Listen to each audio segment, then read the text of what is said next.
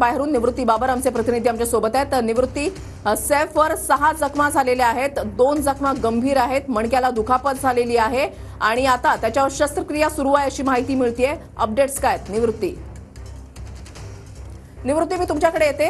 खासदार वर्षा गायकवाड आपल्या सोबत जोडल्या गेलेल्या आहेत। वर्षा गायकवाडजी, स्वागत आहे तुमचं TV9 मराठीमध्ये। बोला। मध्यरात्रीच्या सुमारास सैफ अली खानच्या घरामध्ये घुसून चोर जो आहे तो घुसतो आणि चोर सैफ अली खानवर सपासप वार करतो। सैफ अली खानवर सध्या उपचार सुरू आहेत, त्याला रुग्णालयामध्ये दाखल करण्यात आलेला आहे, शस्त्रक्रिया सुरू झालेली आहे। तुमची पहिली प्रतिक्रिया? ही दुर्दैवाची घटना आहे, कारण मुंबईमधल्या ज्या भागामध्ये ही घटना झालेली आहे तो रस्ता आहे आणि सगळ्यात महत्वाची गोष्ट बांद्र्यामधली ही तिसरी घटना आहे। म्हणजे ह्या 4 महिन्यामध्ये तुम्ही जर बघाल तर बांद्र्यामध्ये बाबा सिद्दीकीजी जे आहे ते ऑफिसच्या बाहेर गोळीबार करून त्याचा दुर्दैवी मृत्यू झाला।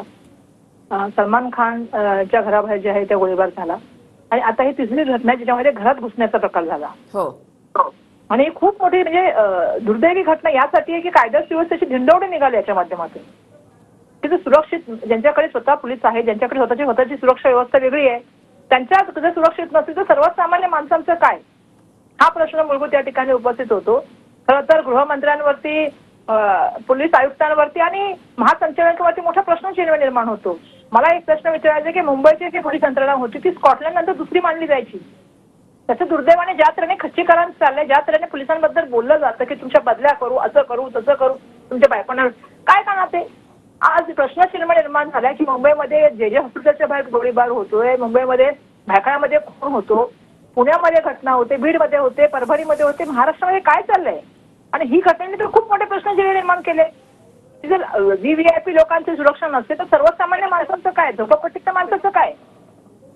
ज्या ठिकाणी सातत्याने पोलिसांची वर्दळ असेल, ज्या ठिकाणी सातत्याने लोकांचा सातत्याने ये-जा असेल रात्री दिवस, त्या ठिकाणी अशा घटना व्हायला लागल्या तर कसं व्हायचं? हो, बोला बोला। मुंबई सुरक्षा निर्माण झालेला आहे आणि कायदा सुव्यवस्थेवरती आता काय बोलावं महाराष्ट्रामध्ये आणि मुंबईच्या बाबतीमध्ये। त्यामुळे याची नैतिक जबाबदारी मुख्यमंत्र्यांनी घेतली पाहिजे आणि अशा तऱ्हेच्या घटना म्हणजे घरात घुसणं म्हणजे तुम्ही आता विचार करा। वर्षा गायकवाडजी, तुमच्याकडून आता गृहमंत्री मुख्यमंत्री फडणवीसांना भेटून काही मागणी केली जाणार आहे का?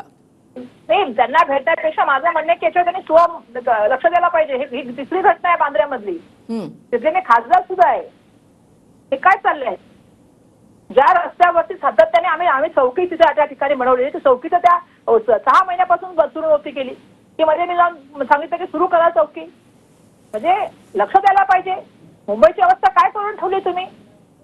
मुंबईमध्ये त्या दिवशी जे हॉस्पिटलच्या बाहेर कसा गोळीबार होतो, आज मुंबईमध्ये लोक सर्रास गोळीबार करायला लागलेले आहेत। ही किती घटना आहे मुंबईमधले, आणि आता चाकूचे वार करायला लागलेत, ते बरोबर नाही। आणि ज्या तऱ्हेने कायदा मोठ्या प्रमाणामध्ये प्रश्नचिन्ह निर्माण झालेलं आहे की हे झालेलं आहे VVIP लोकांबरोबर, ज्यांच्याकडे सुरक्षा आहे, ज्यांच्याकडे पोलीस आहेत, सर्वसामान्य माणसांचं काय? आमदार लढतायत विधानसभेमध्ये, आमदार त्यांचे लढतायत याच्यामध्ये, सर्वसामान्य माणसांच्या बाबतीत काय बोलायचं मग? वर्षा गायकवाडजी, या निमित्तानं आणखीन एक प्रश्न उपस्थित होतो, तो म्हणजे VVIP लोकांना का टार्गेट केलं जात आहे? नाही, हा प्रश्न बिलकुल मी मान्य करते की हा प्रश्न तर निर्माण होतोय, ते पण त्याच्या व्यतिरिक्त हा सगळ्यात महत्वाचा प्रश्न आहे की एवढी हिंमत कशी होते? त्याच्यामध्ये सगळ्यात महत्वाचा प्रश्न हा आहे की हिंमत कुणाकडून आलेली आहे? याचा अर्थ पोलीस यंत्रणा तुमच्या बरोबर सक्षम नाही करताय तुम्ही किंवा त्यांना स्वातंत्र्य देत नाहीये। ही हिंमत कशी होते की एवढ्या मोठ्या प्रमाणामध्ये कोणाच्या घरात घुसण्याची? आणि ही जे चाललेलं नवीन बघते मी काय बंदुकी आणणं, म्हणजे मी ते बीडचं पण बघितलं, काय चाललंय? एकदा ह्याची पण इन्क्वायरी होऊन जाऊ द्या सगळ्यांची, काय चाललंय? म्हणजे मला कळत नाहीये की असं घरामध्ये घुसून कोणाच्या मारणं, जिथे सुरक्षा आहे तिथे अशी अवस्था आहे। तुम्ही विचार करा, सर्वसामान्य माणसाच्या घरात झोपडपट्टीमध्ये किंवा आमच्या लोकांची जिथे सुरक्षा काय करणार? हे बिलकुल चाललेलं आहे। हे प्रश्नचिन्ह निर्माण करणारे पूर्ण पोलीस यंत्रणेवर, गृह विभागावरती आणि गृहमंत्र्यांवरती। नक्कीच, धन्यवाद वर्षा गायकवाडजी, तुम्ही आमच्याशी सविस्तर संवाद साधण्यासाठी। तर खासदार